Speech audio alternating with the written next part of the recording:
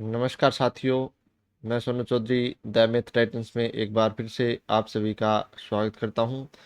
आज की इस वीडियो में हम साझा से संबंधित कुछ और प्रश्नों को हल करने वाले हैं और समझेंगे कि साझा से संबंधित प्रश्नों को हमें किस प्रकार से हल करना है। तो चलिए बिना समय गंवाए आज का वीडियो हम शुरू करते हैं। तो आज का हमारा पहला प्रश्न है, ए बी तथा सी ने मिलकर एक व्यापार आरंभ किया तथा 5:6:8 के अनुपात में पूंजी लगाई।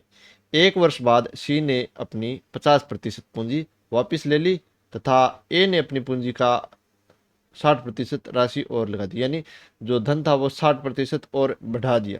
तो 2 वर्ष के अंत में लाभ को ए बी तथा सी में किस अनुपात में बांटा जाएगा। तो समय समान है, पूंजी अलग अलग है, अलग अलग समय अवधि और पूंजी दोनों क्या है, अलग अलग है। तो माना ए का धन तो अनुपात में है 5, 6 और 8, तो 5x मान लिया। बी का धन हमने मान लिया 6x और सी का धन मान लिया 8x। अब देखिए ए ने अपनी पूंजी है वो एक वर्ष बाद 60% और बढ़ा दी। तो एक वर्ष तक के लिए तो 5x रही और अगले एक वर्ष के लिए कितनी होगी, तो अगले एक वर्ष के लिए ए का धन 5x गुणा 160/100, क्योंकि 60% और बढ़ाई है तो 160/100।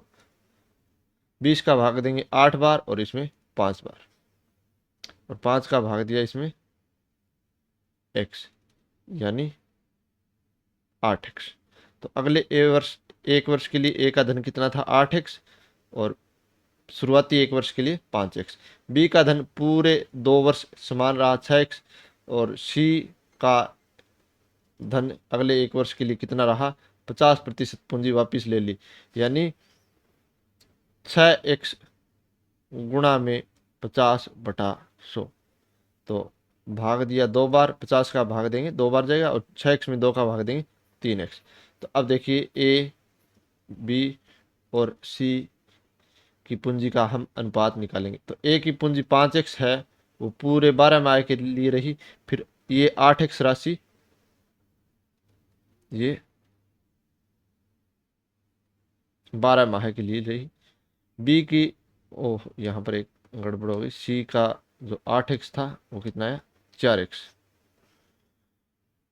तो 6x गुणा 24 और सी की धनराशि 8x 12 माह के लिए रही, प्लस में ये 4x यानी आधी राशि ये अगले 12 माह के लिए। तो 12 का 5 के साथ गुणा किया 60x प्लस 12 का 8 के साथ गुणा किया 96x। अनुपात 24 का 6 के साथ गुणा करेंगे 144x। अनुपात 12 8 96x प्लस 48x। तो इनका योग करेंगे तो 156x अनुपात 144x अनुपात इनका योग करेंगे तो 144x। 12 का भाग देंगे तो इसमें जाएगा 13 बार, इसमें 12 बार और इसमें 12 बार। ये इनका फाइनल अनुपात होगा जो ऑप्शन स में है। अगला प्रश्न, ए बी तथा सी ने मिलकर एक व्यापार आरंभ किया। प्रारंभ में ए ने कुछ पूंजी लगाई और 6 माह बाद बी ने इससे दुगनी पूंजी लगाई, यानी किससे, ए से, और 8 माह बाद सी ने ए से 3 गुनी पूंजी लगाई। वर्ष के अंत में 27,000 के लाभ में से सी का भाग कितना होगा। तो माना ए की पूंजी, अब पूंजी हमें दे नहीं रखी तो पूंजी कितनी मान लेंगे एक्स। तो ए बी और सी की पूंजी का अनुपात निकालेंगे। तो ए की राशि कितनी थी एक्स, पूरे 12 माह तक व्यापार में रही। बी कितने माह बाद आया 6 माह बाद आया, यानी बी का जो धन था वो व्यापार में कितने माह आया 6 माह, और दुगनी पूंजी लगाई ए से तो 2x।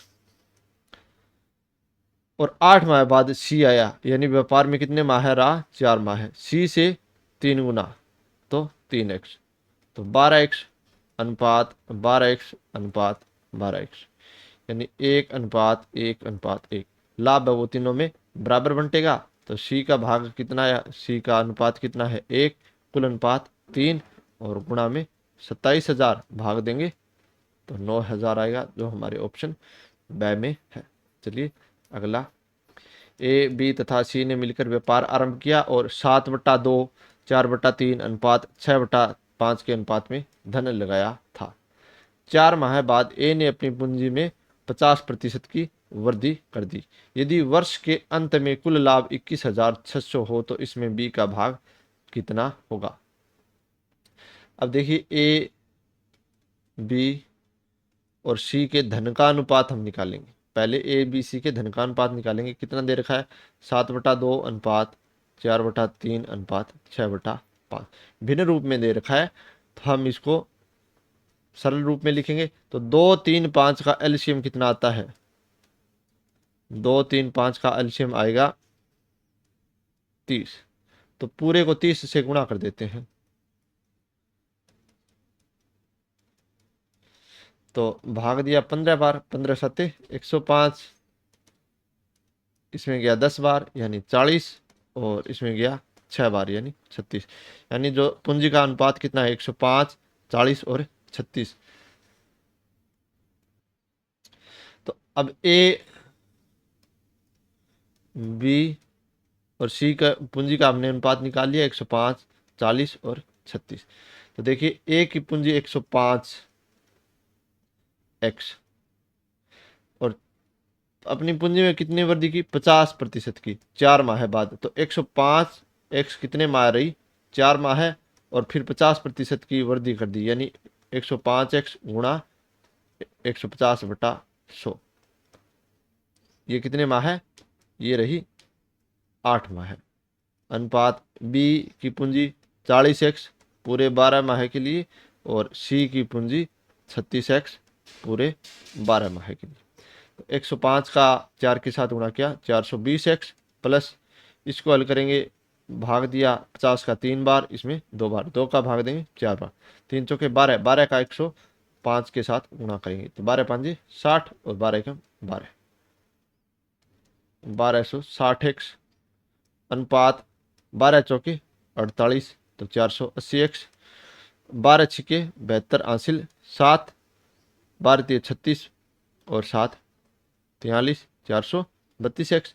इनका योग करेंगे तो 1680x अनुपात 480x अनुपात 432x। तो x x x कट गया आपस में, 12 का भाग दे देते हैं। तो 12 का भाग देंगे इसमें, तो 12 एकम 12, शेष बचा 4 और 8 48, 12 चौके 48 और 0। इसमें 12 का भाग देंगे 40, और इसमें 12 का भाग देंगे 36। फिर 4 का भाग देंगे, इसमें जाएगा 35 बार, इसमें 10 बार और इसमें 9 बार। यानी ए बी सी का जो अनुपात आया वो 35:10:9। हमें पूछा है बी का भाग, तो बी का भाग कितना आएगा। देखिए, बी का अनुपात कितना है, 10, अनुपातों का योग 35, 10 और 9। तो 5 और 9 14, हासिल 1, 3 और 1 4 और 1 5, 54, और गुणा 21,600। 54 का भाग देंगे 216 में, 4 बार जाएगा, और ये 2 जीरो हमारे आगे आगे, यानी 400 बार, और 400 का 10 के साथ गुणा करेंगे, 4,000 रुपये। तो बी का भाग कितना होगा, 4,000। यहाँ पर हमारा ऑप्शन द जो है वो सही होगा। चलिए अगला चौथा प्रश्न, ए तथा बी ने क्रमशः 50,000 तथा 45,000 रुपये लगाकर एक व्यापार प्रारंभ किया। 4 माह बाद ए ने अपनी आधी पूंजी वापस ले ली और बी ने उसी समय अपनी तिहाई पूंजी वापस ले ली। इस समय सी कुल 70,000 रुपये लगाकर व्यापार में साझेदार हो गया।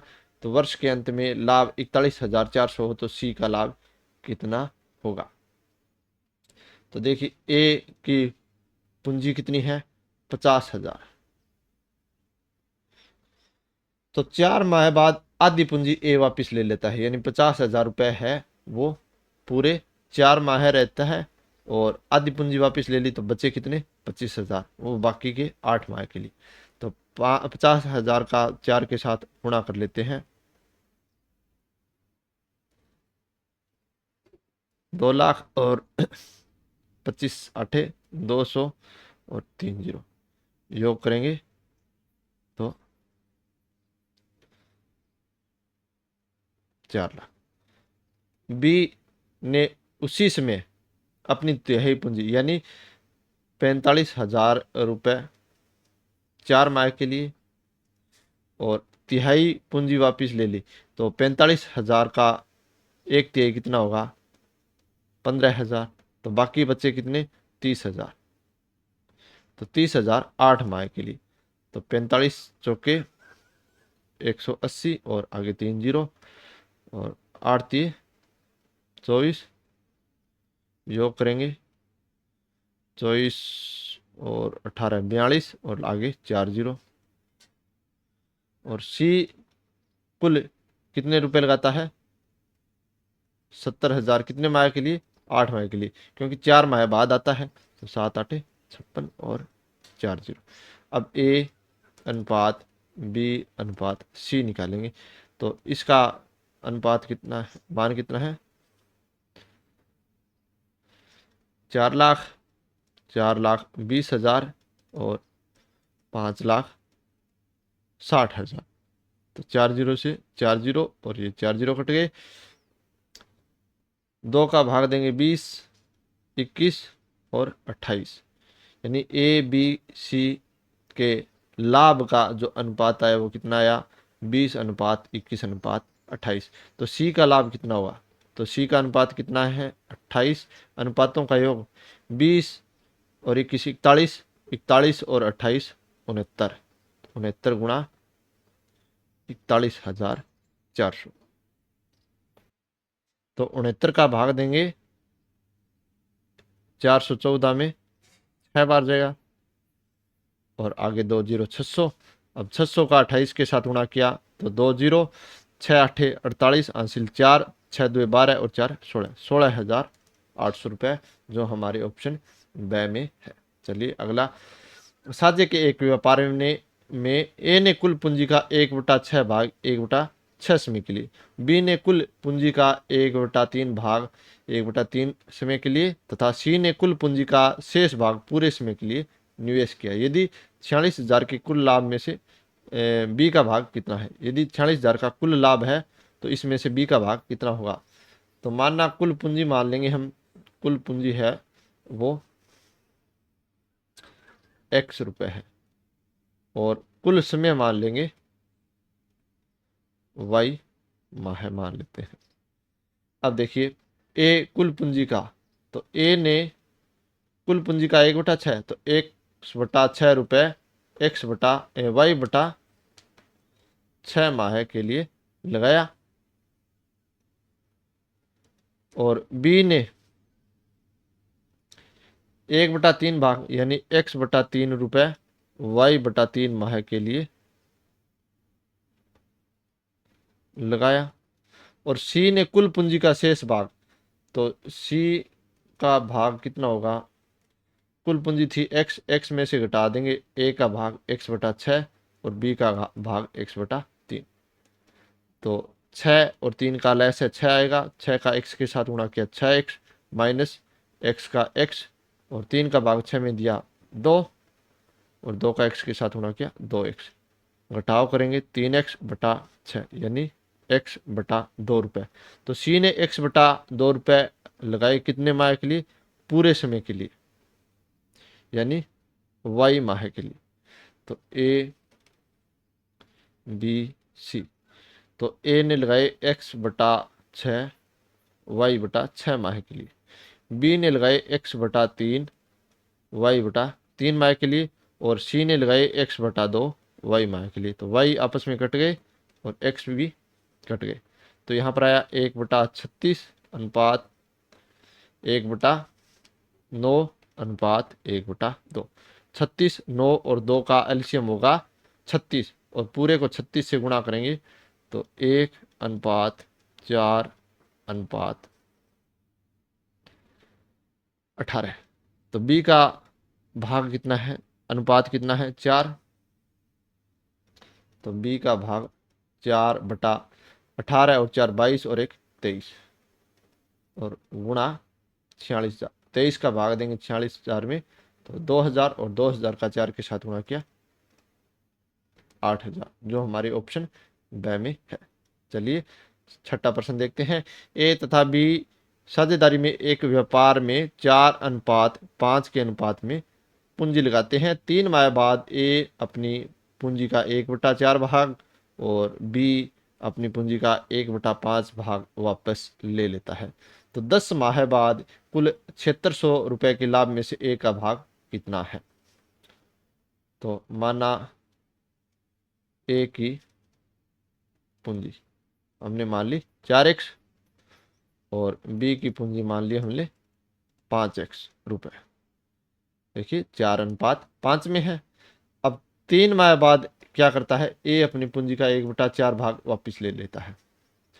तो 3 माह बाद वापिस ली गई पूंजी ए द्वारा कितनी होगी? 4x का 1/3 तो 4x गुणा 1/4 तो 4x गुणा 1/4 यानी x रुपए वापस ले लेता है। और b कितना लेगा? 1/5 भाग तो b लगाता है 5x तो 5x का 1/5 आया x रुपए। अब देखिए a अनुपात b निकालेंगे। तो a की धनराशि कितनी थी? 4x। वो कितने माह रही? 3 माह है, क्योंकि 3 माह बाद क्या कर लेता है? 1/4 भाग बाहर निकाल लेता है। तो पूरे 4x है वो धनराशि 3 माह के लिए रही। अब 3 माह बाद कितना धन निकाल लेता है? x धन निकाल लेता है। तो बचेगा कितना? 3x बाकी के 7 माह के लिए, क्योंकि व्यापार कितने माह चला? 10 माह चला। b की धनराशि थी 5x। 5x धनराशि है वो 3 माह के लिए लगाई और 3 माह बाद x रुपए निकाल लेता है, यानी 4x बचता है और वो अगले 7 माह के लिए। तो 4×3 = 12x प्लस 7×3 = 21x अनुपात 5×3 = 15x प्लस 7×4 = 28x।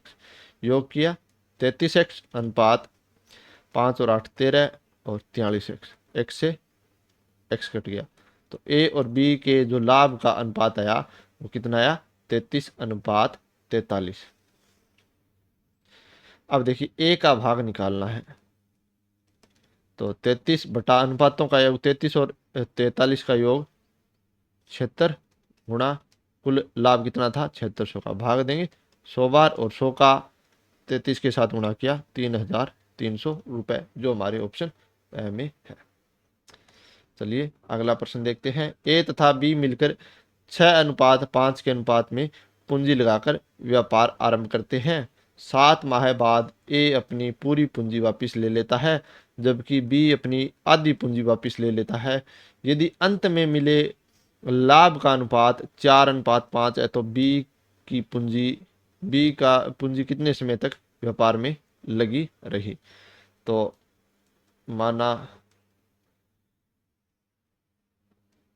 ए की पूंजी हमने मान ली 6x और बी की पूंजी हमने मान ली 5x। अब एक बात और मान लेते हैं। माना बी व्यापार में टी माह तक रहा। अब देखिए ए अनुपात बी निकालेंगे। तो ए की धनराशि थी 6x।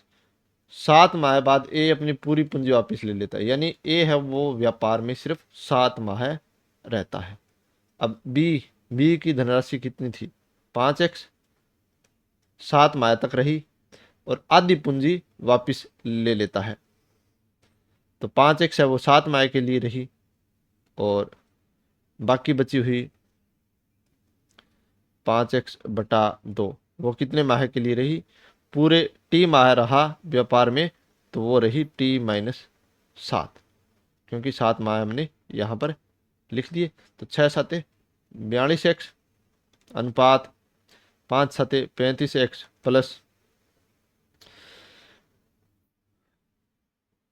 टी का 5x के साथ गुणा किया टी गुणा 5x/2 माइनस 7×5 = 35x/2।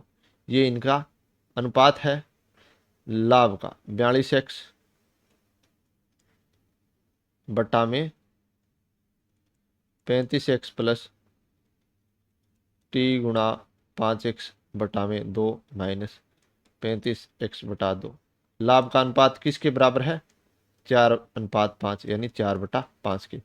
अब हम तिरछा गुणा कर देंगे, इसका इस साइड कर देंगे और इसका 5 का 42 के साथ गुणा किया तो 210x, और 35 का 4 के साथ गुणा करेंगे तो 140x, और टी गुणा 5x का 4 के साथ गुणा किया तो प्लस टी गुणा 5x/2 का 4 के साथ गुणा किया तो भाग दिया 2 बार, 5×2 10x, यानी टी गुणा 10x माइनस 35x/2 का गुणा करेंगे 4 के साथ तो 2 का भाग दिया 4 में 2 बार, 35×2 70x, तो माइनस 70x।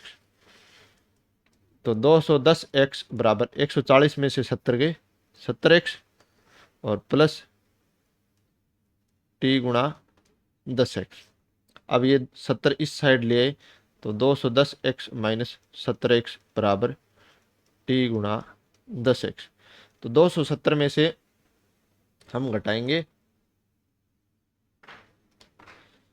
70, तो हमारा मान कितना आएगा? 140x बराबर टी गुणा 10x। तो x से x कट गया और 0 से 0 कट गया, तो t का मान कितना आया? 14, यानी b पूरे 14 माह व्यापार में रहा। तो यहाँ पर हमारा ऑप्शन सा जो है वो सही हो जाएगा। चलिए 8वां प्रश्न देखते हैं। 3 साझेदार ए, बी और सी ने व्यापार का लाभ इस प्रकार बांटा जाता है कि ए के भाग का 4 गुना और बी के भाग का 6 गुना तथा सी के भाग का 11 गुना बराबर हो, तो तीनों को मिलने वाली लाभ की राशियों का अनुपात ए अनुपात बी अनुपात सी क्या होगा? तो माना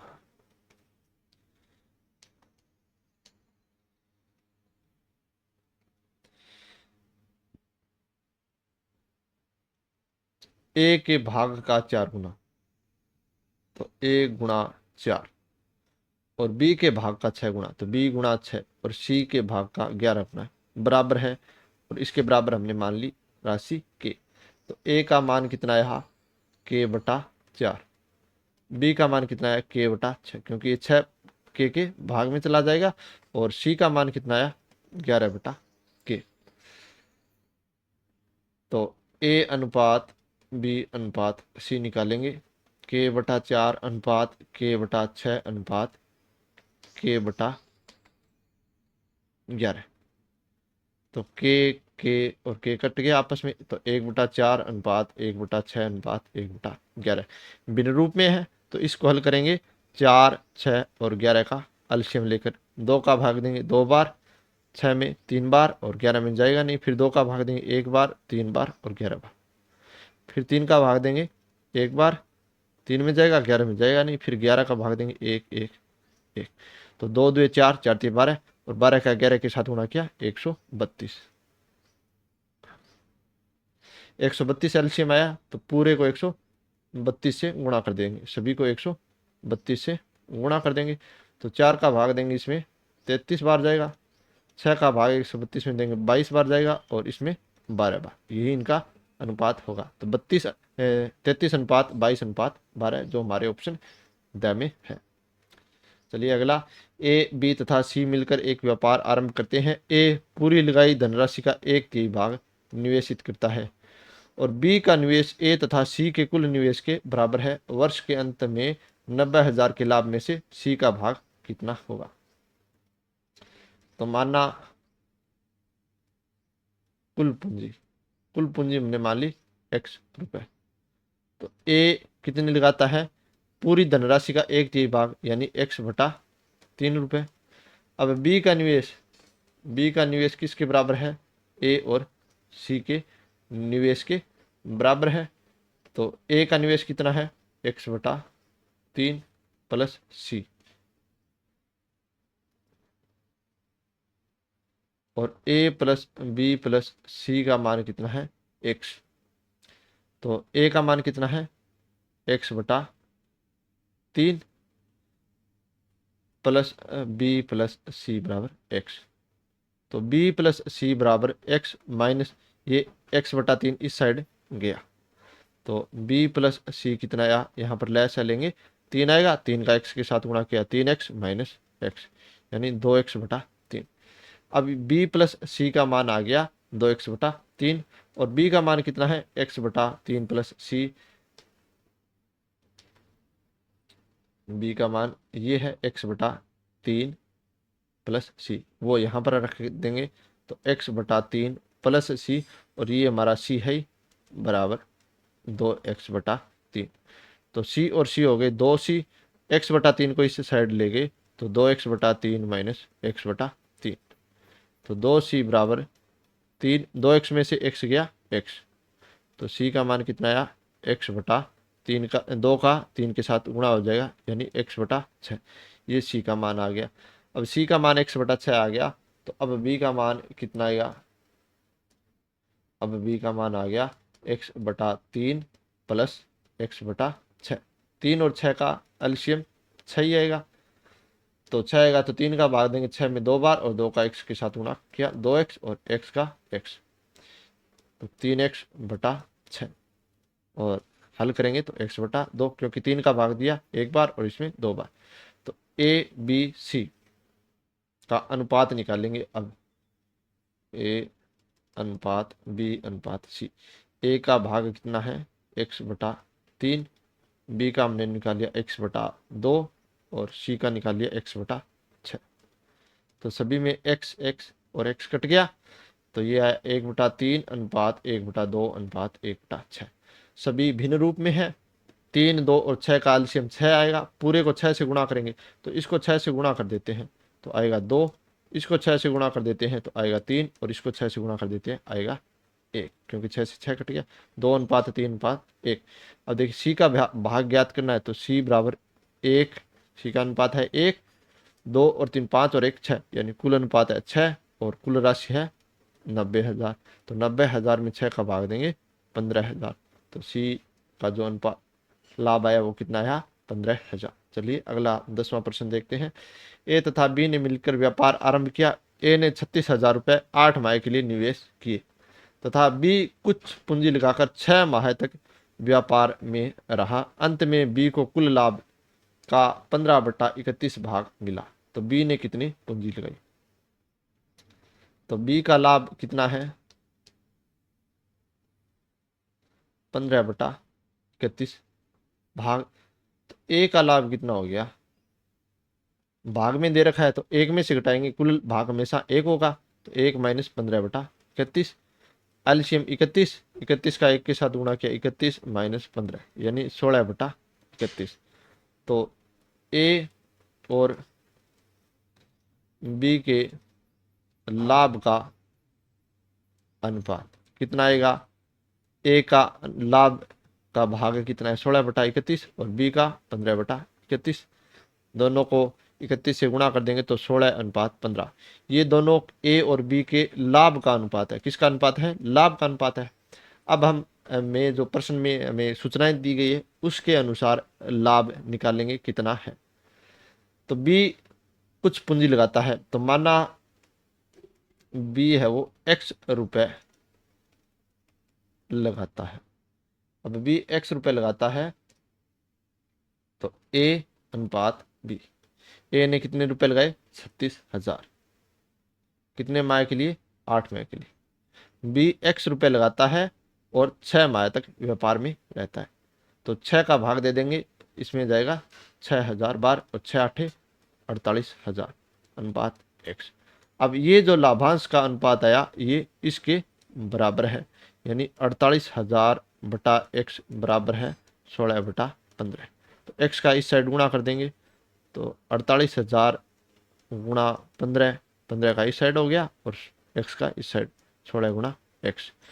अब देखिए x का मान निकालना है तो ये 16 गुणा में भाग में आ जाएगा, तो हमने भाग में लिख लिया, तो 16 थी 48 और 3 जीरो आगे 15 थी 45,000, x का मान आया 45,000 जो हमारे ऑप्शन द में है। चलिए आगे 11वां प्रश्न देखते हैं। एक व्यापार में 3 साझेदारों के लाभ का अनुपात क्रमशः 5:7:8 है, इनका धन क्रमशः 14 महीने, 8 महीने, 7 महीने निवेशित रहा, इनकी पूंजियों का अनुपात क्या है। तो माना इनकी पूंजियां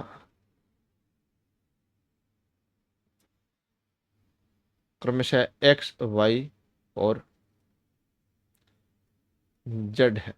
अब देखिए धन है वो ए बी सी मान लेते हैं, इन तीनों को ए अनुपात बी अनुपात सी। पूंजी एक्स वाई जेड है और धन है वो 14, 8 और 7 महीने रहा। तो 14 गुणा एक्स, 8 गुणा वाई और 7 गुणा जेड, यानी 14 एक्स अनुपात 8 वाई अनुपात 7 जेड। ये जो अनुपात है लाभांश का, ये किसके बराबर है? 5 अनुपात 7 अनुपात 8 के बराबर, इन तीनों के बराबर है।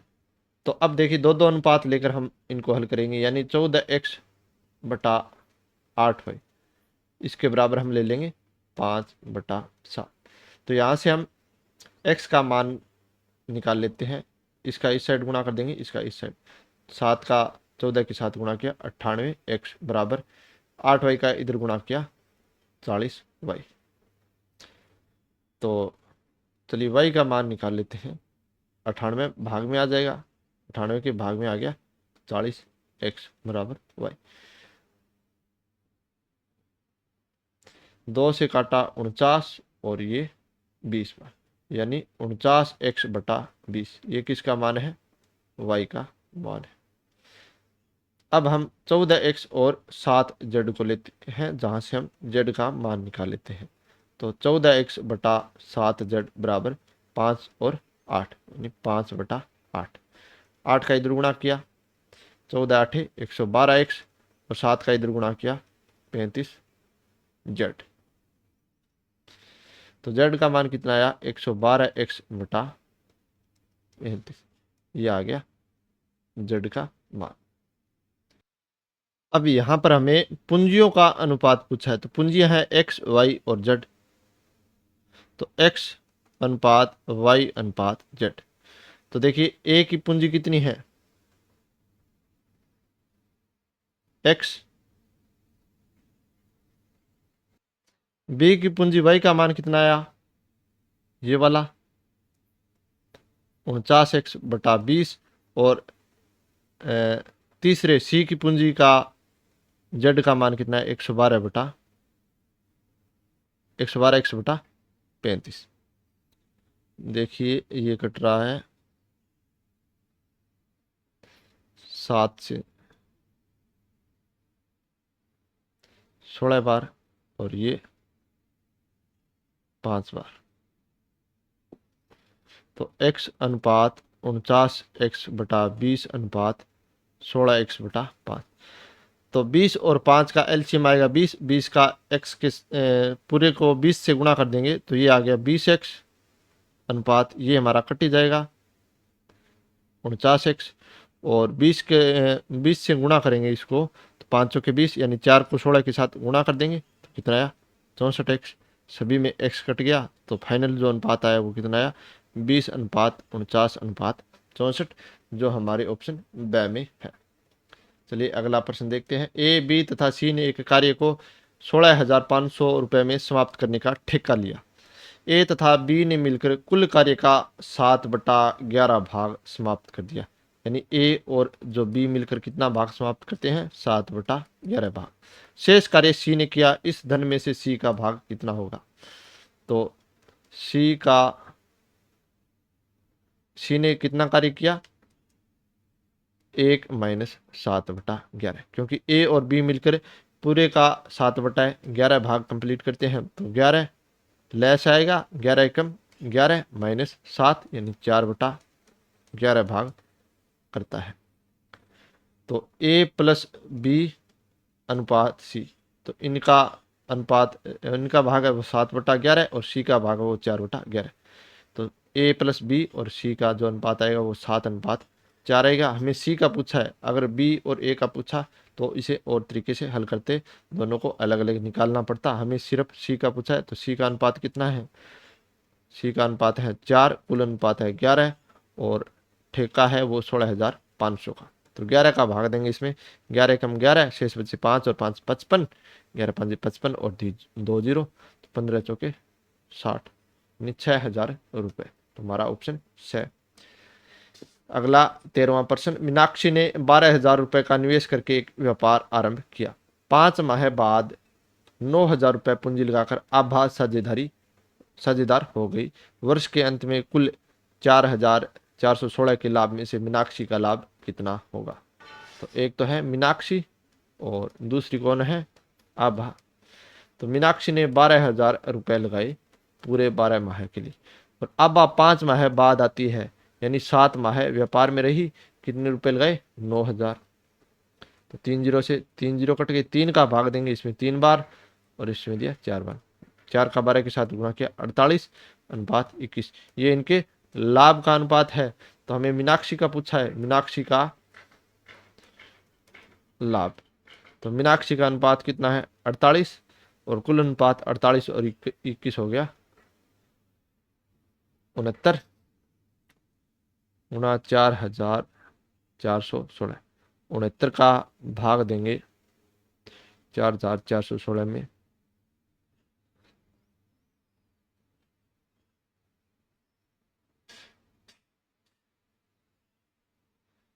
हम्म,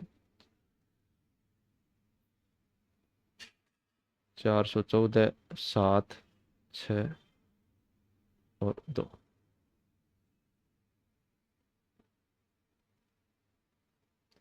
4 बार, यानी 64 बार जाएगा। और 48 का 64 के साथ गुणा करेंगे, 8 चौक 32, 19, 72,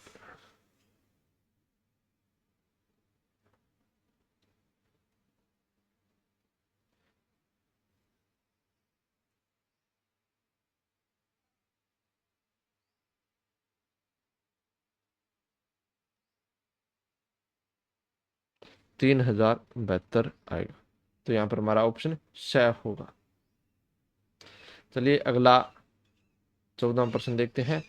प्रभा ने 32,000 रुपये का निवेश करके एक व्यापार आरंभ किया। 5 माह बाद रमा भी 22,000 रुपये की पूंजी लगाकर साझेदार हो गई।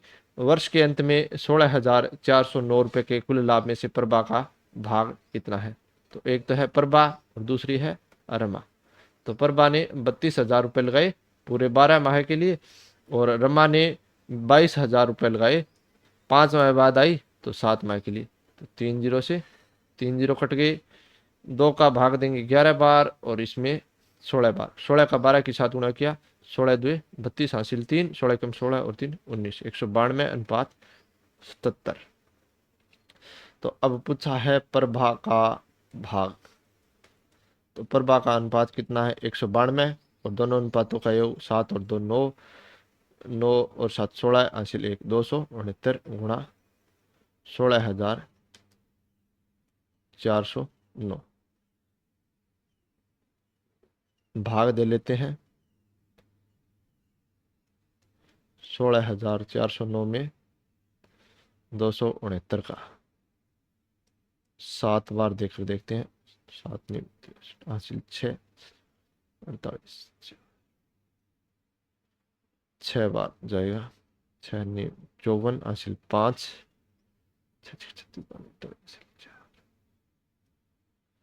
शेष बचा 6, 9 और 2, यानी 269 का भाग जाएगा इसमें 61 बार, और 192 का 61 के साथ गुणा करेंगे तो 192 2 1 7 11,712, जो हमारे ऑप्शन ब में है। ए ने 45,000 रुपये के निवेश से एक व्यापार आरंभ किया तथा कुछ समय बाद बी 54,000 रुपये निवेश कर साझेदार हो गया। यदि व्यापार में होने वाले लाभ को वर्ष के अंत में उनमें 2:1 में बांटा जाए तो कितने माह बाद बी व्यापार में साझेदार बना? तो माना बी व्यापार में टी माह रहा, तो ए अनुपात बी। तो ए ने 45,000 रुपये का निवेश किया पूरे 12 माह के लिए, और बी ने 54,000 का निवेश किया टी माह के लिए, हमने माना है टी माह रहा, हमने ये नहीं माना कि टी माह बाद व्यापार में आया, हमने ये माना है कि टी माह व्यापार में रहा। तो टी से गुणा कर देंगे, 3 जीरो से 3 जीरो, 9 का भाग देंगे 45 में 5 बार और इसमें 6 बार, और फिर 6 का भाग दिया इसमें 2 बार। तो 5 2 10 अनुपात टी। ये 10 अनुपात टी किसके बराबर है? 2 अनुपात 1 के, यानी 10 बटा टी बराबर 2 बटा 1। टी का इधर गुणा कर देंगे, 2 नीचे आ जाएगा भाग में, तो 10 बटा 2 बराबर टी। तो टी का मान आया 5। तो बी है व्यापार में कितने माह रहा? 5 माह रहा। तो कितने माह बाद आया? 7 माह बाद। तो हमारा ऑप्शन द जो है वो सही होगा। 4 ग्वालों ए बी तथा सी डी ने मिलकर एक चारा गाय किराए पर लिया। ए ने 18 गाय 4 महीने चराई, बी ने 25 गाय 2 महीने चराई, और सी ने 28 गाय 5 महीने चराई, और डी ने 21 गाय 3 महीने चराई। यदि यदि कुल किराए में से ए का भाग इतना हो तो चारा गाय का कुल किराया कितना था? अब देखिए, चारा गाय का जो किराया दिया जाएगा वो इनके गायों की संख्या और उनके चराने के समय के अनुपात में होगा। तो ए ने कितनी गाय चराई? 18 गाय, कितने महीने? 4 माह है। बी ने 25 गाय 2 महीने, सी ने 28 गाय 5 महीने, और डी ने 21 गाय 3 महीने।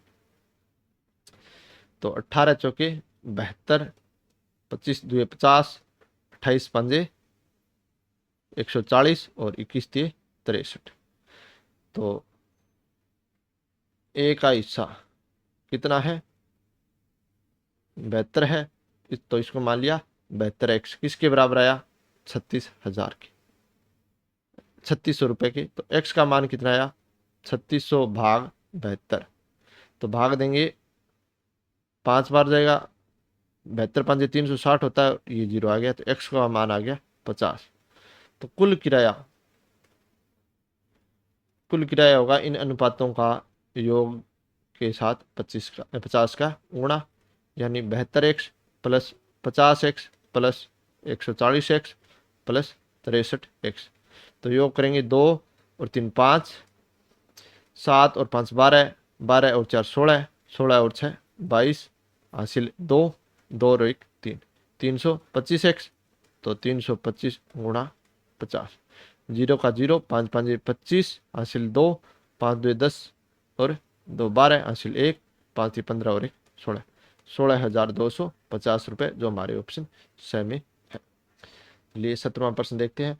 मनीषा, संध्या तथा रेखा मिलकर एक डीवीडी सेट 578 रुपये में किराए पर लाती है। यदि इन्होंने इसका प्रयोग क्रमशः 8 घंटे 12 घंटे और 14 घंटे किया तो कुल किराए में से रेखा को कितना किराया देना होगा?